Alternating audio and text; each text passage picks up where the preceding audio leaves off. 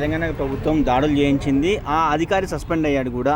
దాని మీద చంద్రబాబు ప్రమేయం ఉందంటారా? లేదు, అది ఎప్పటి నుంచో ఉన్నాయి. కాకపోతే ఏంటంటే అంతకుముందున్న గవర్నమెంట్ జగన్ ఇద్దరు బంధుత్వం ఉంది కాబట్టి వాళ్ళు అక్కడ ఏం చేయలేకపోయారు.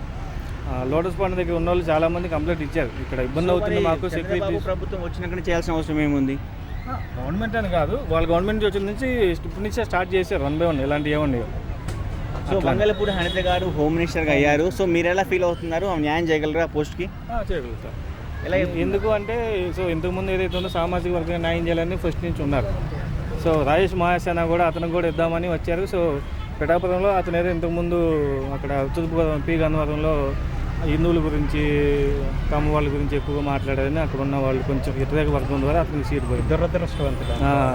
సో ఇప్పుడు ఆమె రివెంజ్ తీసుకుంటుంది రోజా గారి మీద, పవన్ కళ్యాణ్ మీద. ఎవరైతే టీడీపీకి అగెనిస్ట్గా ఉన్నారో అని కాదు, అప్పుడు గవర్నమెంట్ ఉన్న వాళ్ళు ఏ విధంగా అయితే అంటే కేసు పెట్టవచ్చు, దానికి ఒక పద్ధతి ఉంటుంది, ఒక ఎఫ్ఐఆర్ ఉంటుంది. అదేం లేకుండా రోడ్డు మీదకి వచ్చి మాట్లాడగానే వాళ్ళని బొక్కలు వేయటం, వాళ్ళని తనడం, రోడ్డు మీదే ఇంట్లో ఫ్యామిలీని ఇబ్బంది పెట్టడం కరెక్ట్ కాదు. కాబట్టి వాళ్ళు అప్పటికే ఆమె స్టేట్మెంట్ ఇచ్చింది కూడా, మీరు పద్ధతి మార్చుకుంటే ఒక రకంగా ఉంటే మేము మారిస్తే వేరే రకంగా ఉంటుందని కూడా స్టేట్మెంట్ ఇచ్చింది. రోజా గారు అన్నారు, మనం బాధపడాల్సిన అవసరం లేదు, తలెత్తుకొని తిరుగుదాము, ఓడిపోయినా కూడా మంచి చేసినాం కదా. రమ్మని చెప్పండి, బయటకు వచ్చి స్టేట్మెంట్లు ఇవ్వాలి కదా.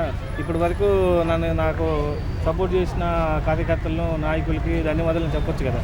ఆమె ఎలక్షన్ ఉన్న టైంలోనే ప్రెస్ మీట్ పెట్టి నన్ను ఓడించడానికి నా వాళ్ళే సపోర్ట్ చేస్తున్నారు, నా వైసీపీ నాయకులే ఉన్నారని తనే స్టేట్మెంట్ ఇచ్చింది. ఇప్పుడు ఇంకో స్టేట్మెంట్ ఇచ్చింది.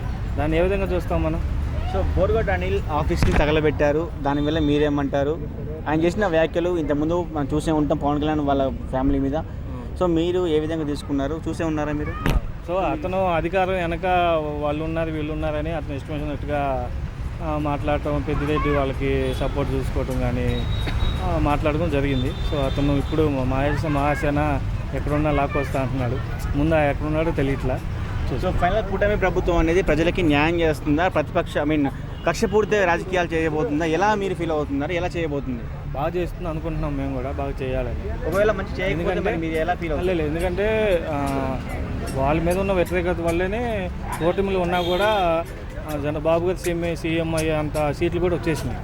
సో దాన్ని దృష్టిలో పెట్టుకొని కూడా బాగా చేస్తాం అనుకుంటున్నాం మేము కూడా. సో వైసీపీ ట్యాంపరింగ్ జరిగింది, సో వైసీపీ వాళ్ళు చేశారు, మీరే రావాల్సిన వాళ్ళు వచ్చారన్నారు. లాస్ట్ ఎలక్షన్స్లో కూడా సేమ్ దీని గురించి ఆయన బయటకు వచ్చి స్టేట్మెంట్ ఇచ్చాడు. మనకు ఎవరికైతే ఓటేస్తామో వీవీప్యాట్లో కూడా వాళ్ళకే ఓటు కనిపిస్తుంది, అదేం కాదు అని లాస్ట్ ఎలక్షన్స్ రిజల్ట్స్ ఇప్పుడు కూడా అదే చెప్పాడు. సో ఇప్పుడు కూడా వచ్చి అదే చెప్తున్నాడు. Thank you.